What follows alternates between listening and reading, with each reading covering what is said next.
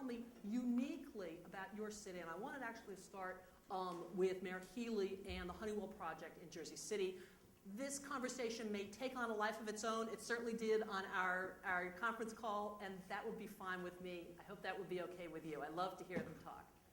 Well, you're talking about the Honeywell. That's an old brownfield site, southwest end of our city, right by the Hackensack River. And it was a corporate predecessors of Honeywell, left all kinds of contamination there, particularly chromium. Honeywell was forced through a court case, a federal court order, to clean it up. They had to dig down 50 feet in probably 40 acres of land and remove 50 feet deep and then put clean fill in there. I'm doing the math of how many cubic miles of dirt. It was around $400 million cleanup project. And that was because of the sins of their corporate predecessors. And what Honeywell is going to do down there is they're going to clean up the other areas around there. We're now working with Honeywell, and what we foresee in a not too distant future is that non-productive Brownsfield, that no jobs, no tax dollars, nothing, unusable tract of land, a big piece of land. Within the next couple of years, we're going to see some retail, residential, recreation, and it's a whole area of the city that has been neglected. I think we're talking in a neighborhood of 8,000 residential units over the next 8 years or so. And is this a good example of plan now in a downturn, so you'll be building as the next upturn hits? Well, yeah, it's about a plan, but it's also an opportunity. We have to be investment-friendly, business-friendly. Our city, all of our cities, and I know all of these mayors that feel the same way, and our state, we want to have business come here. We want the tax dollars. We want the jobs. It's very important. We have to smooth out the process, get rid of the obstacles and the impediments, and you always hear about the red tape and how slow things get done in some of our cities and in our state. We try to avoid that in Jersey City, and I think that's one of the reasons why our location is excellent, with a gateway to the commercial, cultural, financial center of the world, New York City. But those are the things that we have to do in order to keep our cities going and keep the investment and the reinvestment and reinvigoration of our old urban centers. Well, one of the things too about the Gold Coast, I mean, I'm wondering, I guess Hoboken has this challenge too, when you look stuff that's not directly on the waterfront. Is that something that takes a really concerted effort to get stuff going there? Well, Hoboken's the beneficiary of what Commissioner Doria down at DCA in his time that he spent in the legislature when he was proposing, and he had many partners with him, but when they were proposing the light rail that would tie together all of Hudson County's waterfront communities and of course, eliminate the necessity of automobiles. But what that did in Hoboken, and I have to admit, I was wrong when 10 years ago, the debate in Hoboken, of course, we're a mile-square city, we're densely populated, we're right on the Hudson River, and all of the commercial activity is on the east side of the city, adjacent or right up against the river. The college, Stevens Institute of Technology, is on the east side. The main retail, Washington Street, is 2 blocks from the Hudson River.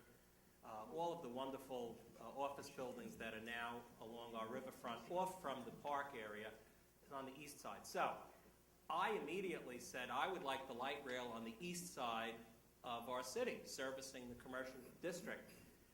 Well, I was wrong, and other folks, some urban planners that thought about this, and they had said, well, if you put your light rail along the riverfront, not only will it be an impediment to get to the river and eliminate the kind of quality of life that we're enjoying now, you could place the light rail on the western side of Hoboken in what was the old Rust Belt industrial areas of our city, and that will then spur new development. So we have had, the light rail now is along the west, and in the course of 6.5 years, the economic development that's occurred primarily there has added from $2.8 billion is what the value of Hoboken was 7 years ago. Today it's $9.1 billion, and that's not with any reassessment or revaluation. That's just economic development occurring within the city. So the light rail, I would say, helped very much bring about economic development along the western part of Hoboken. I wanted to just stop for a second and say Don Cresitello of Morristown has joined us, and I'm happy to see him for himself and also because it fills out the nice geographic range and variation that we have in terms of also size and history of the municipalities we've got on stage now. Balance up. Does anybody want to follow up on transit-oriented since we seem to be going there? I know I'm not supposed to let Mayor Palmer hop in, but we've got transit You can't stop Doug. He's going to go. No, more Doug talks, the rest of us won't have to. Okay. No. I'm from Trenton, I can take it. Look, I was really engrossed by the panels before, and I know we had Andy Sussman here who's doing great work in Trenton by the train station. It has ambitious plans that we're working on. I think the bottom line is each and every one of our cities is unique in its own way and has its certain strengths that we want to take advantage of. Certainly, if you've seen the new Trenton train station, the $75 million renovation. How many people have seen the new Trenton train station? Raise your hands. Okay. Looks good, clap. I know it looks great. And working with transit and others, it was my vision to really, it's taken me 10 years to get it, but really from the development which is taking place in and around the train station. Certainly there are a lot of impediments. However, it's something we're looking forward to. The light rail comes right next to it. We have 3 developers, Matrix with Joe Taylor and Andy Sussman with Nexus and Dan Brennan, that are looking at, quite frankly, developing a few $100 million worth of development in and around the train station. But like I said, something caught me when Jamie Foxx said, what will it take as it relates to move New Jersey forward? We have to continue to create jobs. Cities are the metro economies of the region, and it's critically important that we have the infrastructure in cities so that we can develop our job base. For instance, in Trenton, we're 7.5 square miles with the state capital. 2.5 square miles the state of New Jersey owns. The state of New Jersey, quite frankly, is sitting on some of the most valuable real estate in the city of Trenton. Now, our neighbor Hamilton Township, they're the same size, 90,000, although they have 64 square miles. They're 9 times bigger than us.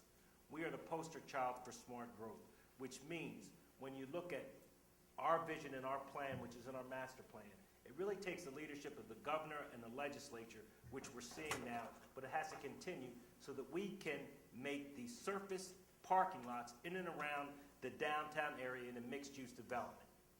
And those are the opportunities that we have in Trenton, and that's the opportunity that this state has if they really listen to not just the policy people, not just the nonprofits, but the business community who have to make their dollar every day on what works and what doesn't work, and the cities that know what we have so that we can marry those two together to create the kind of jobs we need in all of our cities.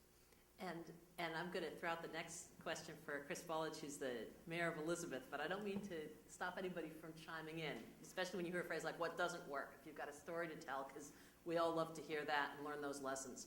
One of the things about Elizabeth that's striking is that not only is it right there on the incredible transit hub, pretty much like Newark, but also a lot of the commerce and industry of the city is intimately connected with that. I found out something that I hadn't known, which is the number of hotel rooms in Elizabeth, second only to Atlantic City. And so I was wondering if the mayor could give us a little bit of a view of what opportunities that sort of industrial and commercial base gives. Well, we started with the economic development area of the Jersey Gardens Mall, which, in listening to some of the previous speakers about RADs and things of that nature, we actually had a RAD before it was called a RAD. We did a franchise fee agreement in the Jersey Gardens Mall under the Landfill Reclamation Act, where the pilot payments go to pay back the bonds, and we have a franchise fee, and the UEZ revenue that we have in that site is able to be kept by the city of Elizabeth. The Jersey Gardens Mall helps spur economic development in hotel rooms and 4 new